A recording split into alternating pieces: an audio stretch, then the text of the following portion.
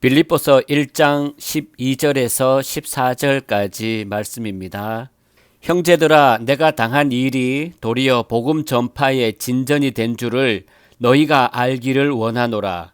이러므로 나의 매임이 그리스도 안에서 모든 시위대 안과 그 밖의 모든 사람에게 나타났으니 형제 중 다수가 나의 매임으로 말미암아 주 안에서 신뢰함으로 겁없이 하나님의 말씀을 더욱 담대히 전하게 되었느니라.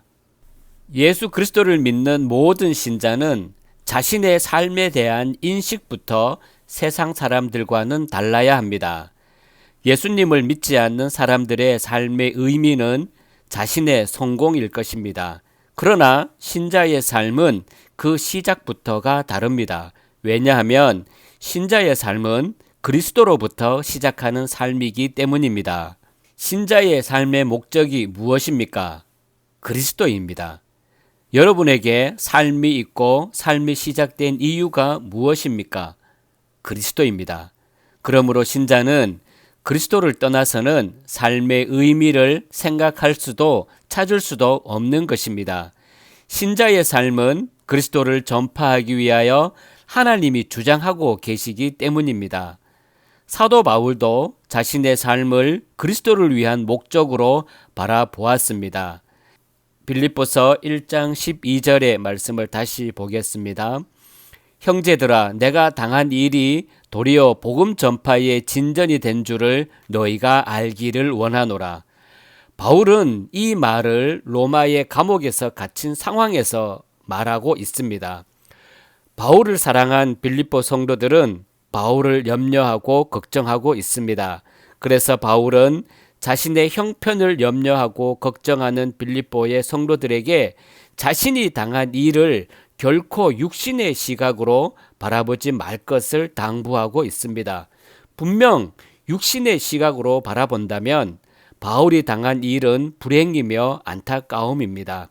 하지만 바울은 나의 당한 일이 오히려 복음 전파의 진전이 된 줄을 너희가 알기를 바란다고 말합니다. 다시 말해서 자신이 당한 일을 육신의 시각에서 보지 말고 복음이 전파되는 시각에서 보라는 것입니다. 그렇다면 모든 것이 결코 낙심할 일이 아니라 오히려 그리스도가 일하고 계심을 알게 될 것이라는 뜻입니다. 이것이 바로 사도 바울이 예수 그리스도를 알고 종으로 사는 삶과 일치된 모습입니다. 이러한 바울을 볼 때 오늘 우리에게 있어야 할 삶의 자세가 무엇이겠습니까? 우리가 당하는 모든 일을 복음이 전파된다는 시각에서 바라보는 것입니다. 복음을 전파하기 위해서 그리스도께서 일하시는 결과로 바라보는 것이에요. 이것이 바로 우리의 배후에서 그리스도가 계신다는 사실을 알고 있고 이에 대한 삶의 일치가 되는 것입니다. 우리의 배후에 그리스도가 계신다는 것을 우리를 세상에서 성공한 자로 만들기 위해서 일하시는 든든한 후원자로 이해하면 안 됩니다. 그런데 많은 사람이 배후에 계시는 그리스도의 의미를 자신이 잘 되고 성공할 때 그리스도를 전파하고 자랑하는 것으로 이해를 합니다. 그래서 어려운 일이 있을 때면 그리스도는 여전히 우리의 배후에 계심에도 불구하고 하나님이 어디 계시는가에 대해 의심을 하는 것입니다. 왜 나에게 이런 일이 있는가? 하나님을 믿고 있는데 나에게 이런 일이 있을 수 있는가? 라고 의문을 가집니다. 하나님의 존재 여부에 대해서 의심을 하기도 합니다. 이 모든 것이 복음의 시각에서 자신의 삶을 보지 않고 자신은 복음을 위해서 있음을 마음에 두지 않기 때문입니다. 이것이 바로 예수 그리스도를 아는 것과 삶이 불일치하고 있는 모습입니다. 마태복음 16장 24절의 말씀입니다. 이에 예수께서 제자들에게 이르시되 누구든지 나를 따라오려거든 자기를 부인하고 자기 십자가를 지고 나를 따를 것이니라. 예수님은 예수님을 아는 것으로 그치는 것이 아니라 그리스도를 쫓을 것을 말씀하십니다.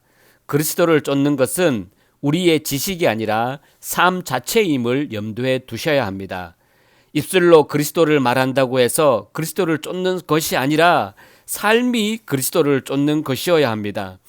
우리가 당하는 일이 어떤 것이든 항상 보여야 하는 것은 그리스도를 쫓는 것일 때 그의 삶이 그가 그리스도의 제자임을 증명하는 것입니다. 그리스도를 쫓는 신자에게 중요한 것은 어떤 일을 당하였는가 이것이 아니라 당한 일에 대한 우리의 자세입니다. 우리는 여기에 대한 답을 바울의 말을 통해서 찾을 수 있습니다. 바울은 나의 당한 일이 복음 전파의 진전이 되었다라는 바울의 말이야말로 우리가 겪는 어려움과 시련과 고초들을 어떤 자세로 대하고 바라봐야 할 것인가를 가르쳐 주고 있습니다. 바울이 당한 일은 바울처럼 그리스도를 전파하는 사람들에게는 두려움이 될 수도 있습니다. 그리스도를 전파함으로써 바울이 겪고 있는 고초를 보고 나 역시 그리스도를 전파하면 바울과 같은 고초를 겪을 수 있다는 두려움으로 인해서 그리스도를 전파하기를 멈추게 할 수도 있을 것입니다. 그러나 13절 14절의 말씀처럼 이러므로 나의 매임이 그리스도 안에서 모든 시위대 안과 그 밖의 모든 사람에게 나타났으니 형제 중 다수가 나의 매임으로 말미암아 주 안에서 신뢰함으로 겁없이 하나님의 말씀을 더욱 담대히 전하게 되었다라는 말씀을 보면 오히려 바울의 매임으로 인해서 더욱 하나님의 말씀을 담대히 말하게 되었다고 합니다.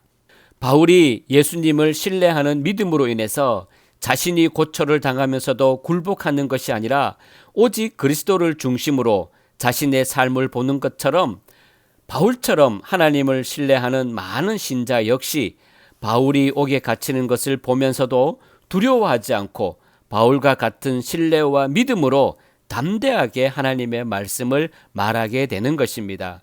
결국 믿음은 여러 모습을 드러내는 것이 아니라 같은 모습을 드러내게 한다는 것을 알 수 있습니다. 사도 바울은 나의 매임이 그리스도 안에서 모든 시위대 안과 그 밖의 모든 사람에게 나타났다고 말합니다. 다시 말해서 바울 자신의 매임으로 인해서 궁중 안에 있는 온 시위대 안과 다른 모든 사람에게 복음이 나타나게 되었다는 것입니다. 바울이 옥에 갇혀 있었음에도 복음은 여전히 전파되고 있다는 것입니다. 이것은 하나님의 일은 사람이 하는 것이 아니라 하나님이 하신다는 것을 여실히 보여주고 있습니다.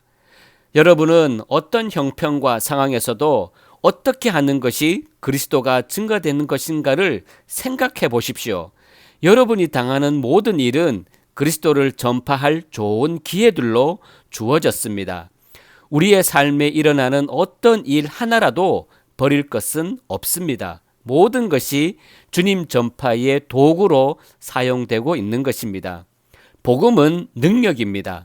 어떤 상황에서도 실망하지 않고 낙심하지 않고 오히려 하나님의 손길을 신뢰하면서 주어진 상황에서 그리스도만을 생각하게 하는 능력입니다. 이 능력은 결코 말에 머물지 않습니다. 신자의 삶에 머물면서 그리스도의 삶의 자세를 만들어내는 것입니다. 이러한 복음의 능력이 우리에게 주어진 것으로 감사하며 항상 복음을 위한 삶으로 살아가시기를 주님의 이름으로 축복합니다.